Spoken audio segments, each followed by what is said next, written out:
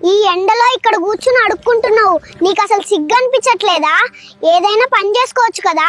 Boss కింద పని చేస్తూ ఆఫీసుల్లో కూర్చుని బాస్ తిట్లు తింటూ జీతం కోసం ఏడ్చే నీకంటే ఈ ఎండలో స్వేచ్ఛ కూర్చున్న నేనే నయం సార్. ఆకలేస్తే ఏం తింటావురా?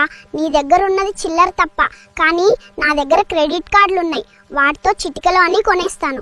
నీ క్రెడిట్ కార్డులు నీ అప్పుల కోసం సార్, నా చిల్లర నా అన్నం కోసం. నీకు నచ్చినప్పుడు సెలవు దొరకదు, నాకు నచ్చినప్పుడు నేను డ్యూటీ ఎగ్గొడతాను. నీకు బాస్ ఉంటాడు, నాకు నేనే బాస్ని. అయినా ఇదేం బతుకురా?